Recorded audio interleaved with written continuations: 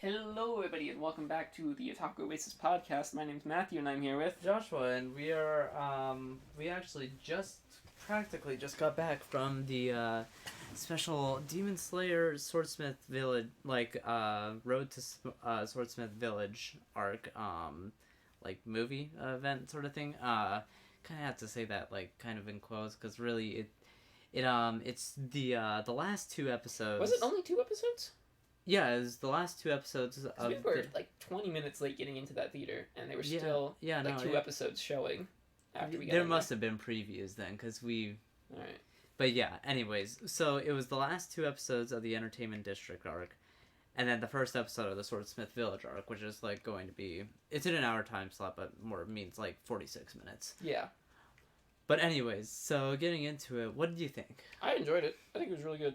Yeah, what do you think, just in particular, seeing episodes 10 and 11 on the big screen? I liked it. Am I the only one who felt that it was incredibly, visually bright?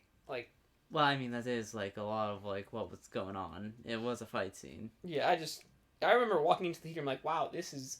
do they still have the lights on? Because we didn't get into the theater until after it had started, because... Only a little bit. It was, at the beginning of episode 10.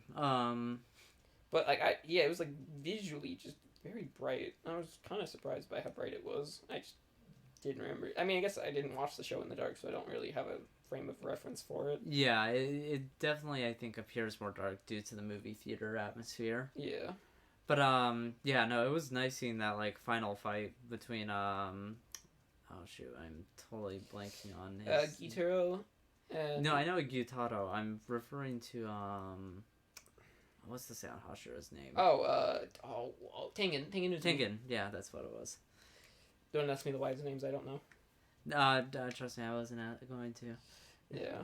Alright, so yeah. That was for previous episode us to know, and not this episode. Yeah, fair enough. Although I'd still be hard-pressed because I don't remember the Love Hashira or the Miss Hashira's names. It's Mitsu something for the Love Hashira. Probably should have looked that up beforehand. Yeah, let me just look that up just in case there are spoilers. It's Mitsu something, I know that much for sure. Mitsuru Kanroji. Hey, I was close. And then, let's see, and then, missed. Muichiro Tokito. Is the Miss Hashira. Anyways. Sounds right. But yeah, getting back into it. So, okay, so getting into just, I guess, the, what is it? The first episode of Swordsmith Village arc? Yeah. Well, the first part of the meeting of the upper... That was so cool, seeing the 3-dimensional movement. Yeah. With the, in the, what was it, the Infinite Castle? Yeah. That was really cool. Yeah, no, it looks very stunning. I'm looking forward to how they do the final arc, because I know it takes place within that for most of it. Yeah. But yeah, so that's going to be quite interesting, especially considering with how they animated it for this. Yeah, that was insanely cool. We finally get, a reveal for all of the upper... Yeah, true, we hadn't seen them before. Yeah, I mean, we technically had seen one of them at the end of the Entertainment District arc, because he was upper 6, but now he's upper 2. Right, he was the one that turned them in, too. Yes, he was the one who turned Gyutaro and, Daki? Yeah. Yeah. Which I always question, I probably brought this up last year when we talked about it, because it's been a year. Yeah. What was up with that? How were they able to... go inside of each other? That I do not remember the explanation for it. Yeah. I think it's just something with their ability to always be next to each other sort of thing. Yeah, it's probably like a literal manifestation of that promise to always stick together. Yeah. Which that would be really interesting if that's how the demon power, when you became a demon, it took your deepest desire and made it literal. I mean, I would imagine. Which, that's really cool. That's a really cool power set. Yeah. That would be a really cool world building thing. Mm-hmm. Yeah, because I think we've kind of seen it in other ways, you know. What was it Oh yeah, because the drum guy, he wanted to make really interesting music. Yeah, and also the ball girl just wanted to play with the... Yeah. Yeah. Huh, I guess I guess they've never outright stated it, but yeah, that makes sense. Yeah. That's really cool. I don't know if we're just connecting dots on that sort of thing early, but I mean, yeah. Yeah, that would be really interesting. Yeah, but Which would make sense about why Nezuko is always like an ex machina. Is that maybe her wish when she was turning was that she wanted to be strong enough to protect her family, and she always seems to be able to be strong enough to do it in the end. Yeah, maybe. I don't know. I don't know. We'll have to see. Yeah, because their powers are so vague.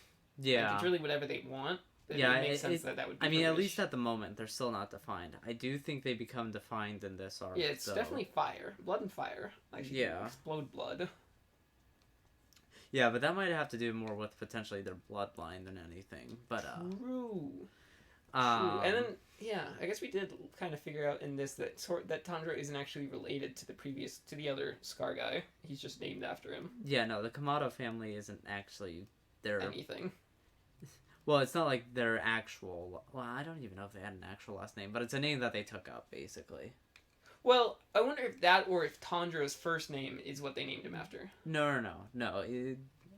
I have to imagine the Kamado thing is the family name that they took up. Because it's a thing that you do, like samurais will do to take up after their masters sort of thing. But yeah, that's getting a little bit further into it. But Actually, now I'm questioning what do we have like a semi like timeline of what year this takes place in? What? 'Cause trains exist. There's electricity, but I know still it's. exist. I know it's meant to like I think take place like a little bit like, it's like I think like. What's the name of the period? I know it's like a period of time like kind of right before around World War One. All right, so were the samurai still around back then? To a much lesser extent. All right. But yeah, I don't think it's like meant to be like. Which would make sense because we did see in the opening that Mohawk guy has a gun. Yeah. What? Yeah, that opening has a lot of interesting things in it that I do not fully remember, but I'm looking forward to it. The song's pretty good. I hate that we have to wait a month for to see more of the show, and we gotta wait for a month just to see this one episode again. Yeah. Mm-hmm. Though the opening's pretty good. Yeah, and they ended it off with the cliffhanger, which are kind of. I kind of figured that's where they were gonna end it, but. Well, I mean, it works. It makes me want to watch it now. Yeah, I mean, very much it's yeah, I can't say it's like recommended for newcomers, but like, yeah, it's very much like a nice pre-screening. Yeah. Kind of wish I could have sworn the snake guy was supposed to be the one here. No, it was missed. Oh. It was Mist in Love. Huh. Alright. I believe next arc is Wind, and that's about it. Oh, Grody. I hate him. Does that mean we've dealt with all the Hashiras now? Not all of them. Yeah, because we've seen Snake Guy, but Tanjiro hasn't interacted with him yet. Yeah, we know the snake and the stone. Yeah. How much they interact, I don't know. I know, like, I only know that, like, I think the Wind Hashira is, like, kind of the focus of the next arc. And that's about it. I still despise him. Yeah, I'll have to see about what they do with him. Yeah. Because, I mean, no character in the show is created with just one intention and whatnot. That's true. There's usually layers to it. Yeah. I guess we should probably start going into the plot synopsis. Well, I mean, we have been. Yeah. I just wanted to go back to the. Yeah, no. I was going to say we should probably move back to the upper 6 meeting just because yeah, there is. I mean, like upper 4 and 5 are kind of. Whatever. They're mostly the main antagonists, so we'll see them a bit more. Which later. sucks because the two most whatever ones are going to be the antagonist of this season. Yeah. No, they unfortunately I think feel the most like bland, but I mean we'll have to see how they're executed. Yeah. Out of them, because I mean obviously Akaza has a thing because of what he did to Rengoku in the Mugen Train arc, and then 2 we're at least a bit curious about due to him. Like raising up to 2 from 6, and then creating Daki and Gyutaro. Yeah, Gyutaro. And also, he's just the most charismatic of them all. I really like him. Oh yeah, no, he's fun. Yeah. That's also the true. And then getting into the main topic, I think, to talk about... Well, there are two things, There are two. I guess. Muzan was very interesting. But, at least getting into, out of the, like, the ranked demons, number 1. Oh, God, number 1. So, do you know who he is? Like... A bit, yes. Alright, so... I don't want to specify That's on fine. here, because I don't want to spoil it. And I don't... as much as I would love to know, I think it'd be cooler if I found it out while I'm watching it. Yes, but... Or reading it. Yeah, he... In appearance is definitely very much... similar to... So is it after the demon thing where we have Tanjiro's dream flashback thing? Yes, it's after that. Alright, so we should probably just wait till we get to that point. Yes. So we see a guy... Well, I mean, we can at least... He has a very similar scar to Tanjiro. Well, and also the hair color as well. Yes, he has the hair color, and I think we've seen an image of him somewhere before. Yeah. If this is the same guy, unclear. But... Also, I think he still has the earrings as well. He does. Yeah. I believe he does. No, I wouldn't be able to figure it out. It just came out. Well, I mean, you could, but you'd risk spoiling yourself. Yeah, why don't you look it up? Yeah, let me just look that up. You can talk for a sec. Yeah, so he is... So, all of the I wanted to call them Hashiras. All of the upper demons... What are they called? Kizuki. Yeah, the Kizuki. The Kizuki. All of the Kizuki are arguing with each other. And the, Akuza makes a comment like, oh, is number 1 here? And then, what is the instrument that lady plays? The biwa? Yeah, the biwa lady, says, oh, he's been here, I called him, and then we... Oh, no, he does not have the earrings. Alright, cool. Try and get unlucky your phone. Yeah. So we like, pan around 3 floating buildings, and he's just sitting in a room facing away from everyone. But we see the scar, we see his hair color, and we see the fact that he has 6 eyes, which... It's one of the few demons we've seen have 6 eyes, right? Yeah. And then you got the, what was it, number... Which one's the one with the eyes for mouth and... 5? Yeah, The one that lives out of the pot. Yeah, the one that lives in the pot has mouths for eyes and eyes for mouth. It's freaky to look at. I don't really like him. Yeah, no, it's... I mean, I think the creepiness is just kind of the main factor, you know? Yeah. And then, yeah, so... They still arguing with each other until Muzan arrives. Yes, which Muzan's speech, I think, is probably the most interesting thing. Yeah, so Muzan's above them, but upside down above them. Right? Yes. Yeah. At least in, like, the way that the... Gravity's weird there. Yeah, but anyways, his main thing is that, like, basically, he hates change. He hates change, which I agree with. I also despise change. Maybe not to his level of extremity, but... Yeah, I think it's very much just because, like, you need to... It's a big thing, I think, in this, is that, like, you have to accept change, like, no matter how it comes, and just... You do, but... And it's how one deals with it that you're able to move forward. Yeah. What is he doing? Like, it looks like he's trying to find an antidote for the wisteria leaves, almost. Yeah. I think we saw a flash of his wisteria stuff in the vial. Or something similar, or something like that. Yeah, because he's playing with blood and a bunch of not like chemistry stuff. And yeah, he just berates them, calls them all useless, asks why he still has them when they haven't done anything for him in 100 years. Yeah. And number 5 says he has some information. Which Muzan dismisses, but they're still sent out towards it. Well, no, he doesn't. He dismisses it, and then I don't remember if 5 talks again or if Muzan just grabs his head. Well, no, Muzan grabs his head basically before he before he says anything. Yeah, he says like I have news that can change, and then all of a sudden his head is just gone in Muzan's hand, and Muzan is like, I despise change, and then has a kind of mini speech, throws his head back down, and is like, before you dare report anything to me, make sure it's accurate. Yeah. Or make sure it's actually true before you report anything to me ever again. Yeah. And then basically tells him to go take care of it. And then number 2 comes over and asks, hey, can I come? Let me come. Yeah, but no, basically he's not allowed to go just because Muzan said only 4 and 5 go. Did he actually say 4? Because I thought he only told Yeah, the no, the he 5 said to go. no. He said 4. You accompany 5. Oh, I didn't hear that. I didn't catch that part. That's why I was confused. Like, oh, are they just playing favorites now? Nope. It's just because 4 was told to accompany 5. That makes sense. Yeah. So he tries telling 5 to do it, and then Akusa comes over and just cuts his head clean in half. It's very well done, though. It is very well done. And then 1 comes over and cuts Akusa's hand off. Yeah. And then Also has a sword. Yes. Yeah. Did he use the sword? Yeah, that's what he used Yeah. to cut off the hand.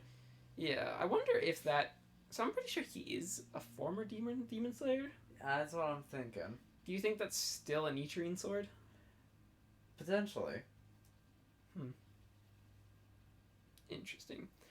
Anyways, so yeah, they all kind of disperse. That part I actually don't know. That is just speculation. I don't know. It'd be interesting. I'm pretty sure he's a demon slayer. Like, I don't know everything. I just Yeah. know a few things. Yeah, I'm pretty sure he's a demon slayer. And so, words. Anyways, that's when we get into the dream. Yeah, we get into Tanjiro's dream where we see someone who we originally think is Tanjiro because we only see the scar and the hair color first. Yeah. And then it pans down to see it's an adult with long hair, which we've seen before. Well, more of, you're led to, I think, believe that this is like a grown-up Tanjiro, Yeah. I think. And then you see, it's like, alright, so that's obviously not Tanjiro. And then you see the guy with the green cloak, the guy with Tanjiro's jacket come out, and like, oh, maybe this is Tanjiro, and then he's like, Well, no, thanks for I watching the baby. didn't think the one with the red cloak was Tanjiro in the slightest. Well, I mean, when you... Because the voice is just like... Oh, yeah. Because the way that they did it was like, basically, I think they used Tanjiro's father's voice for that guy, and then like Tanjiro voiced what I assume is his father. I don't think they might have been. I wasn't listening to the voice. It was like, first impression, okay, that scar, I know that scar and I know that hair color. Oh, wait, alright, that's obviously not Okay, him. but voices tell like a lot, I think. I didn't hear the voice a minute. I was just focusing on what I could see first, and then I was listening to the voice. Anyways, we learned that probably I think the baby he's holding is Tanjiro. Yeah, most likely. And so, so Tanjiro's father thanks the guy for watching what we presume is Tanjiro. Yeah. And they have this whole conversation about how the father wants to name the kid after this swordsman because he saved their family in the past. The swordsman's like, well, no, he wanted to take up their family name because he couldn't make an heir. I thought. No, it wasn't naming the child. It was taking up his family name because he couldn't have an heir of his own. I totally misunderstood that scene then. I thought he just wanted to name the child after him. Nope. It was taking up the family name because he couldn't make an heir. I remember the heir part. Alright, that makes sense now. Yeah. But yeah, they didn't learn his name, so did they actually end up naming him after that? I am going to assume the cutaway was because it was the case. Yeah, it's left in the air. I'm gonna guess because like he makes a comment of those who practice the same arts always end up in the same place. Yeah. So I'm gonna assume. You know what? Actually, because of that line, I'm gonna make multiple guesses right here. That Tanjiro is that they did pick up the family name. That's how Tanjiro kind of got the sun power. Was because of that. I think the sun power is attached to his family name. Yeah. And then I do think eventually Tanjiro is going to be awakened. I think Tanjiro is also going to be given the same offer to be turned into a demon like him at some crucial point. Like, I'm gonna my guess is that those are the demon demon number 1 and him are the same person. I'm gonna guess. Yeah. I'm gonna guess that he turned into a demon in a choice of desperation, like he needed to save people, and the only way he could do it was becoming a demon. I'm gonna guess Tanjiro is gonna be given the same option in the final battle, and he's gonna choose to not take that deal, unlike his predecessor. Yeah, probably something like that. I think that's where this is gonna go. I would almost put money on it, just based off that one line. Yeah, it would make a lot of sense. Yeah. But yeah, so then basically it cuts away from that because like Tanjiro's finally recovered after 2 months of being in a coma. I mean, it would make sense. He was put in a pretty hectic battle. Yeah. So adrenaline is a bitch. Yeah, but basically, so now it's back to looking to become stronger again. Yes, because... we go through another recovery arc. I feel like we either start a season with it or we end a season with it. Both. Well, okay, no, yeah. We ended the first season with it. Yeah, and we started the third season with it. Technically, we started the second season with it too because they had to recover after the Mugen Train fight. Yeah, no, like they start. Yeah, I'm like, yeah, this is the start of the second. It's either starting or ending a season is with them recovering from a battle. Yep. Which I find it really funny though that we just focus on the medical squad for that entire time. I loved it. It's fun. So the first person to come in, that's the one that Tanjiro helped with the coin thing, right? Yes. Alright. Yeah. Figured. But yeah, I mean, there's not really much to say in that sense. It was like mostly just like he recovers, and after like recovering enough, he's told to like basically he wanted to know if he found out if he got a new sword, but his swordsmith had sent the letters, but hadn't sent a sword. So Actually, one of my favorite lines from this from the episode was that when Tanjiro asks about Inosuke, and they're like, "Oh yeah, he's up and about and recovering," and they make it sound like he's off doing something. Well, no, they make it sound like he's dead. Oh yeah, no, he's like, oh yeah, it's like, he took so much poison that his body just couldn't fight it off on his own. And Tanjiro's like, oh, all right, so I must be hallucinating because I see him on the ceiling, and he just jumps down on him. That was hilarious. Classic Inosuke. That is classic Inosuke. Sadly, probably the only time we'll see him this season. Yeah, I mean, to be fair, also, Zenitsu is off somewhere else and was only seen in, I guess, technically, Aoi's... Okay, I do think it actually was, like, showing Zenitsu, except for the part where, like, Aoi then mentions him. Yeah. And Zenitsu then comes towards the camera being like... Did you miss me? Do you miss me? Do you miss me? Yeah. Simp. Anyways. Okay, but he's not as bad as some other characters. That's just true. So yeah, we have Tanjiro recovering and then finds out that the swordsman refuses to give him another sword, calls him a bunch of dirty names. No, it doesn't call him a bunch of dirty names, he just curses him. Yeah. Entirely different thing. True. I imagine there's also probably a lot of mean words and mean names in those letters as well that we didn't see. It just seemed like curse. True. Anyways, so Tanjiro decides that he wants to go to the Swords Village and is granted access, but he has to have his nose, eyes, and ears plugged. And because they want to keep it pretty secret. They want to keep it pretty secret, and then he has passed off... Keep it on the hush-hush, on the down low. Yeah, and he's passed 12 different guides on his journey. And I like the game board analogy. That was really fun. For her. So, do you think they were actually talking to him? Because, like, do you think he could hear them? Because every time he went to a new one, they seemed like, "Hi, how are you? I'm here to guide you." No. I literally think it's just more of like a character select screen type thing. That's hilarious. Where they just like say that, like they say like a line that's like their hobby type thing. Well, when they get passed over, and I'm just like, it's a bit of characterization, but I love it. And we get another good Tanjiro scene where when he passes from one person to the other, he's like, "Have a safe journey back." He's like, "Oh, what a kid." What a good kid. What a good kid. So yeah, Tanjiro gets to the Swords Village and is told to go meet with the village elder. Yes. In the meantime, we also see that the love Hashira hears that Tanjiro is here. Yes. And so he meets with the elder, and the elder's like, "Oh yeah, your swords guy, he ran off. We don't know where he is, but we don't really care that bad. We're gonna find him and we're gonna beat him up." Yeah, no, I love that at the beginning. They're like, "Oh yes, just please show us like all your respect." And it's like, "Oh yes, that's good.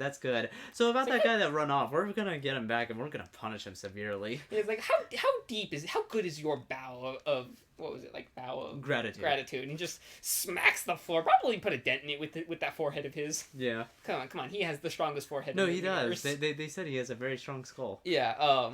So yeah, they're like, yeah, when we find this guy, we're gonna punish him. And Doctor's like, wait, whoa. There's no need for this. We don't need to do all that. Right? And they're like, so anyways, that's besides the point. Yeah. Yeah, I can't remember what they said after that. Basically just that if he doesn't appear, they'll give him a different swordsmith, and that he's welcome to stay as long as he likes. Alright, yeah. So Tanjiro is also told that the springs will help recover him since he's not at full strength yet. Yeah. So he heads off there. He heads off to the springs and then runs into the love Hashira. Mitsuri. No, not Mitsuri. That's that is it. All right. Yeah, Mitsuri on the way there. Yeah, and then Mitsuri complains that someone ignored her. Yeah, although I find it really funny that Tanjiro's just like, Your chest is about to fall out of your robes. Stop it. Yeah. Yeah. So he goes up to go to the springs and then runs into Mohawk Guy, who throws his tooth that he just pulled out of his mouth at him. Yeah, I'm wondering if that may have to do with his powers potentially, but I don't know. But we also do learn that he's related to the Wind Hashira. At least assumedly. Which makes sense because they both suck as people. Well, they also have the scar across like True. Their They're face. both awful people. Well, we don't even know much about this guy. This guy just has been. Yeah, but I remember him being really mean to the. Yeah, I mean, yeah, people. but like, that's all we've seen of him. We literally have nothing else to inform what his character. All we've seen about the Wind Hashira is that he's a prick. Yeah, I know, but that doesn't like mean that they are actually. All I know of them is that they're pricks. They might be more, they might be less, but currently all I'm aware of is that they're pricks. Okay. But yeah. I could be wrong. I might be wrong, but... Yeah, anyways, the scene in the hot springs happens. Tanjiro just kind of rests there for a bit and then goes to dinner. After dinner, it's where he's talking with the love Hashira Mitsuri that, like, she mentions to him that there's a secret weapon in this village that can allow you to become stronger. And so basically, when he gets the sword and then puts on Rengoku's sword. I have no clue. I know that he ends in the end. That's his sword. Is that he puts Rengoku's thing on it. Yeah, but I don't know if that's for this or not. Yeah. But anyways, regardless of that fact, so basically what it ends on is just him starting that hunt, and then he goes on the hunt, and then he runs into the Miss Hashira, and then the guy harassing some little kid for a key that the kid doesn't want to give him.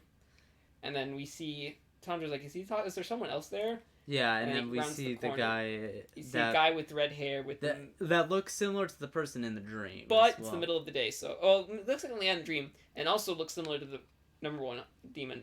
But it's also middle of the day. But he does have the earrings this time, the one that Tanjiro's wearing. Yeah, that he does have the earrings this time. So. Yeah, and then that's kind of where it ends, which I knew I had a feeling it was gonna end there, but I was really frustrated that that's where it ended because I wanted to know more.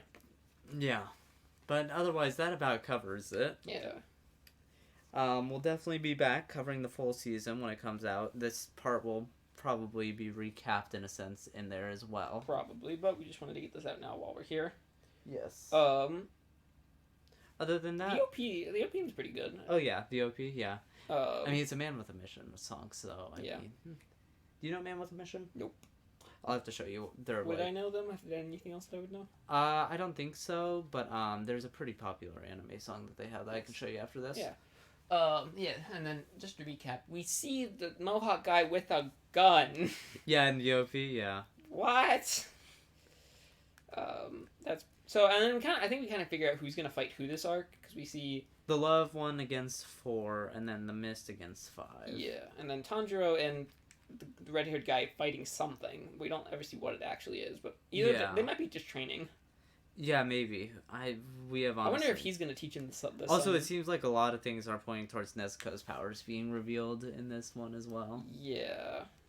Because you said... I looked away right as it happened, but... Yeah, at the end, the cloth thing, like, her bamboo, like, mouth guard thing is off, and also, like, throughout the OP, she's, like, shown in her full power mode as well. Yeah. Yeah, well... Other than that, though... I think that's all we got. Yeah, that's all we got. Well, it was only really, an hour of new stuff? Yeah, I mean, to be fair, I'm actually surprised we talked as much as we did, but... Yeah, we're at, 28 minutes? Yeah. Nearly 29. Alright, yeah. Well, with that, I think that's going to do it for this time. Join us next time where we will cover this arc in full, and, Yeah, we'll be back next time with another episode of the Otaku Oasis Podcast. Bye-bye. Bye-bye!